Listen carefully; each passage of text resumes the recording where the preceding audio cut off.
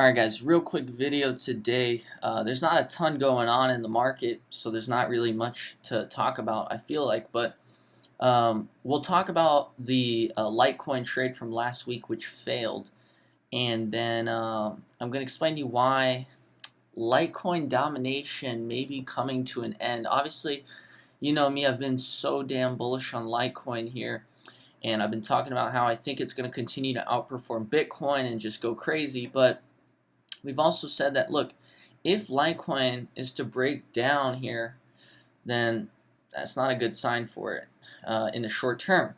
Now, long term, in the next 3 to 4 years, I still do believe that Litecoin is going to outperform Bitcoin. Now, it's kind of, a lot of people disagree with me on that, and a lot of people say Litecoin's useless, trash, this and that, and that's okay. Everyone can have their own opinion.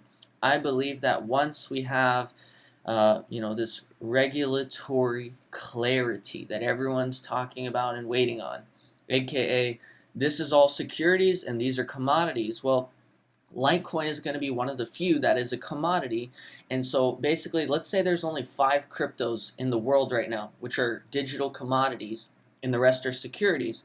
Well, let's say those commodities are Litecoin, Bitcoin, Monero, okay, which, I don't think they're going to be nice to Monero, but the point is Litecoin is going to be one of the very few that is a commodity, which is going to attract the institutional money. When institutional money funnels into the top 5 cryptos that are commodities, not securities, which would be like Bitcoin, Litecoin, and even Ethereum could maybe even be a security in the future, right? So that's where Litecoin is going to do crazy, is once the money starts funneling into not the cryptos, but the digital commodities that are cryptos, the cryptos that actually are not securities, it's going to flow into Bitcoin, it's going to flow into Litecoin, and because Litecoin is such a small market cap of Bitcoin, because it's such a small ratio of Bitcoin, and it's seen as the silver to Bitcoin being the gold, that's why I think it has a lot more multiples in it, being the smaller market of the two that is a commodity in this situation, okay? So once you understand that, long term, I do think that Litecoin is bound to outperform Bitcoin, but in the short term, in the bear market, what we can actually see is Bitcoin domination. Bitcoin, money funneling into Bitcoin and money leaving all the other coins, kind of, right, as we typically see in a bear market. And so, if Litecoin were to actually break down here, then expect that to be a very, bearish thing for the market, in my opinion, and also show that money is being attracted into Bitcoin. So that's something that we're keeping in mind right now, is if Litecoin breaks down here short term, that's going to be pretty bad, I feel like, for Litecoin. And as someone who doesn't really own much Bitcoin right now, but owns a lot of Litecoin, I'm going to be probably selling some of my Litecoin, reducing my Litecoin holdings at that point. And we can always get back in on Litecoin for the long term, but yeah, that's kind of the way I'm looking at it. So that's my analysis. A lot of people think I lost $20,000 last week on my Litecoin trade. I can understand why you would think that, because at the end of the day, in my video, I showed you my stop loss. I'm like, hey, if we go down to my stop loss, I'm going to lose $20,000. But if you're in the alerts, based on my messages, I was actually up $9,000. Then I was up $13,000. And then I moved my stop loss to break even here. So actually, I know a lot of you guys think I lost $20,000, but I actually broke even, and then I re-entered in and lost $2,000-ish, okay? So after, the pump stopped, I was up 13K to break even. I got back in, right? And you can see my stop loss here, minus 2,200. So what we lost in total last week on the Litecoin trade was minus $2,200. So not bad considering the dump that followed from whatever that crazy flash dump was.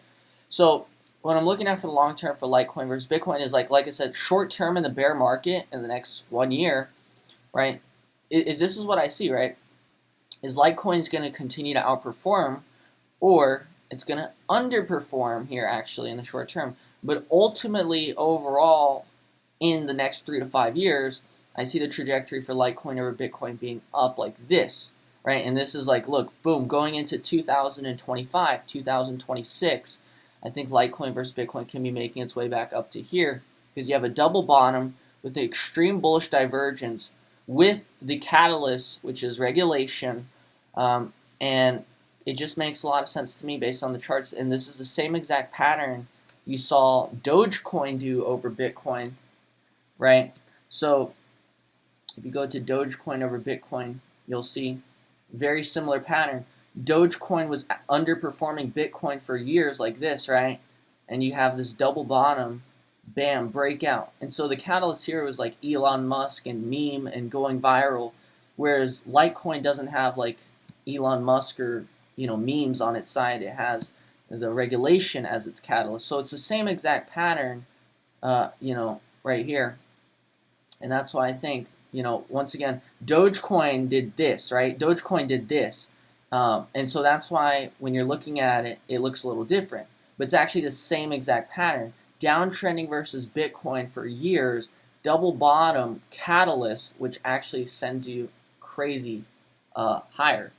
So, all right, guys, that's my analysis for Litecoin today and over our trade last week. I'm not currently in any trades because the market, I just feel, is very dry, and I don't think there's enough movement for me to really, spend my time trading it. So I'm not trading right now, but for last week's trade, like I said, guys, being in here and me updating you on the trade, that's clearly going to help you a lot if you're live executing that trade. So if you're someone who was not in the alerts, but you took that trade and let's say you lost $20,000 like we had originally planned, well, you can see our original plan was to lose $20,000 if we were wrong, but the way we played it was actually we moved our stop loss to break even once we were up in profit above $9,000. I was up $13,000. I was up. I moved my stop loss to break even. So if you want to be live alerted in real time as I'm taking this trade, then you got to join the alerts. It's the first link down below this video, guys, and it's still free to join my alerts.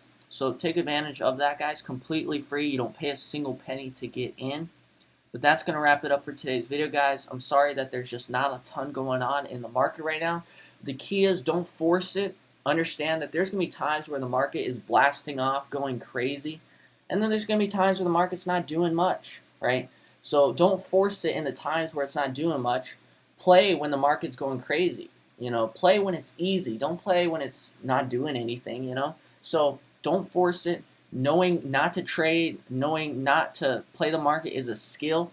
And the biggest and worst thing you can do is go force it with your money in the time where market's not doing shit, because then you're going to wish you had that money when it comes time to actually play. So save your money, be smart, be patient, guys.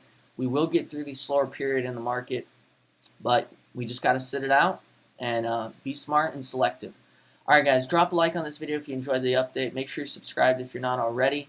And join the alerts if you haven't already to be live alerted exactly when I'm jumping into trades, when I'm getting in, when I'm getting out, where's my stop loss, how much am I risking, all that and more live and in real time.